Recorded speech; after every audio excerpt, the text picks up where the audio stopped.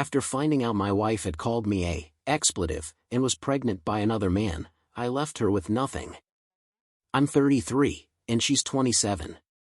We married just 6 months ago after dating for a year. We met online, and our relationship quickly became serious, leading to marriage. I'm a bit of a nerd, and when an attractive woman who said she loved me showed interest, I was completely smitten.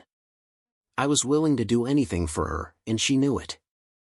I own a small business that demands a lot of travel, so I'm rarely home during the week.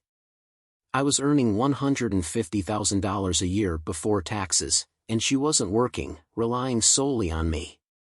She was somewhat lazy, but I didn't think much of it because I allowed it to happen.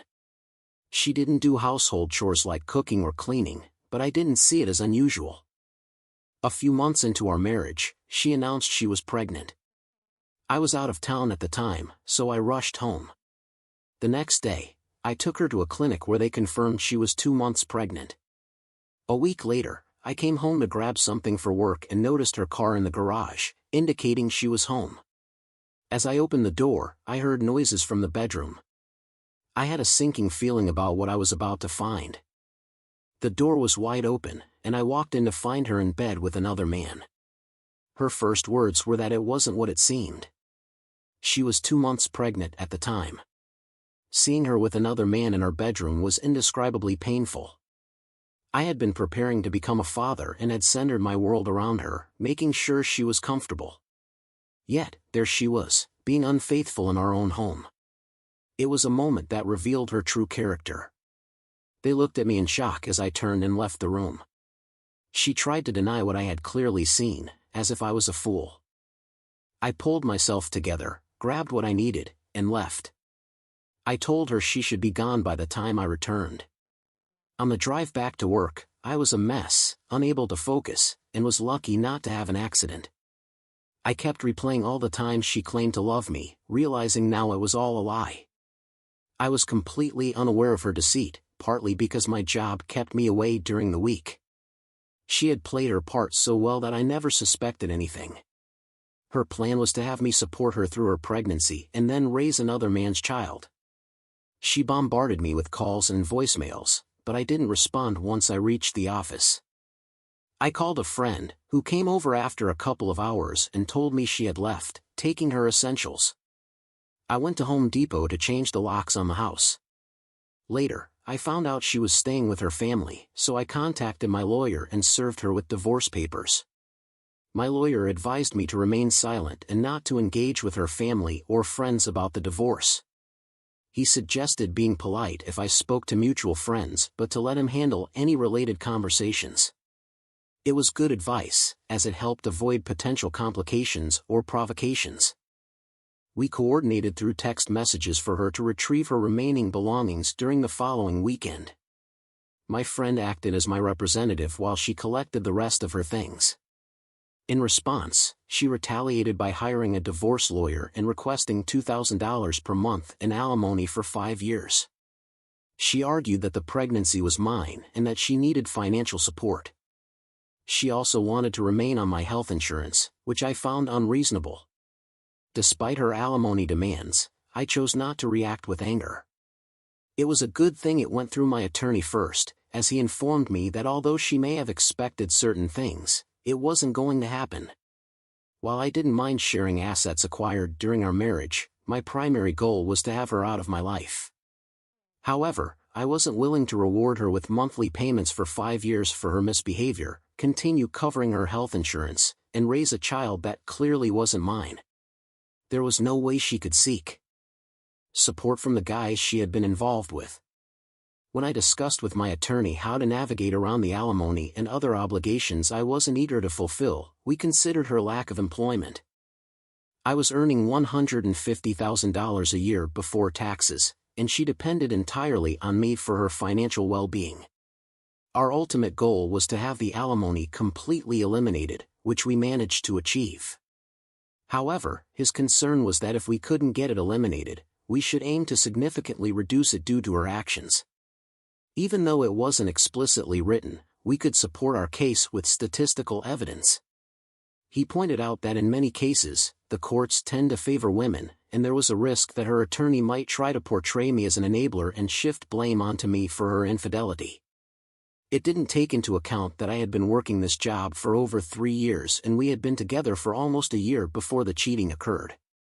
The only minor difference might have been that I worked an hour or so less during that period, but it still amounted to a significant workload, typically 60 to 80 hours a week. It's even more now, 6+ years later. If I hadn't caught her, she might have become me even more dependent on me today. That's why my attorney advised a strong approach, which in hindsight might have been overkill. However, I trusted his expertise given his experience in such matters. He wasn't infallible himself, so he understood the situation well. My attorney was searching for evidence of my wife's infidelity to strengthen my case in the divorce proceedings. He suggested that I hire a private investigator to gather more evidence that could be used in court. My attorney arranged for the investigator to work on my behalf, although I paid the investigator directly. To say that he did an excellent job would be an understatement. He performed exceptionally well. I hope I never have to face him on the opposing side in such a situation. I should note that he also checked up on me, not as extensively as he did on her, but just to ensure, for the attorney's sake, that I wasn't contributing to the issues. Otherwise, I might have been financially supporting her for a few years. Typically, around 5 UT it could even continue until she remarried, although these days that's quite rare. I suppose having a job like mine doesn't help. Not long after hiring the private investigator, he captured evidence of her spending time with the same guy I had caught her with. I made a mistake by not canceling my credit card, to which she had access. Consequently, she went out with her lover that evening and racked up a bill of about $5,000. These weren't high-limit cards. I had obtained them mainly to improve my credit score. Since I had been on a cash-only basis for a while, I had forgotten about them. A month later, the private investigator uncovered that she had been cheating throughout our marriage and even before that. He identified 2 guys she had been involved with but had subsequently ended things with. Both of them agreed to provide affidavits to my attorney. Additionally, the private investigator collected a significant amount of photographic evidence. Based on the testimonies of the affair partners, we realized that my demanding 60 to 80-hour workweeks played right into her plans. She avoided infidelity on the weekends, and her boyfriend was well aware of it. Her actions were carefully calculated. When the private investigator spoke with the 2 individuals who had gotten fed up enough to provide statements, they were quite candid about it. They emphasized that you didn't reach out to her unless she initiated contact, and so on. The private investigator was the key to my salvation. He managed to track down people she had previously dated, and 2 of them were angry enough to sign affidavits stating that she had cheated on me and knowingly taken steps to keep me in the dark. I believe alimony can be justifiable in certain situations, such as when one spouse significantly out-earns the other or when one spouse has been out of the workforce for an extended period due to the marriage. In such cases, re-entering the job market can be challenging due to extended gaps in employment, making financial support reasonable for the duration of the marriage. However, in my case, she was the one who cheated, and I wasn't about to reward her for her deceitful behavior that led to our separation. The private investigator took pictures of her spending time with various men, mostly as evidence of her behavior. While not strictly necessary, they were part of the process.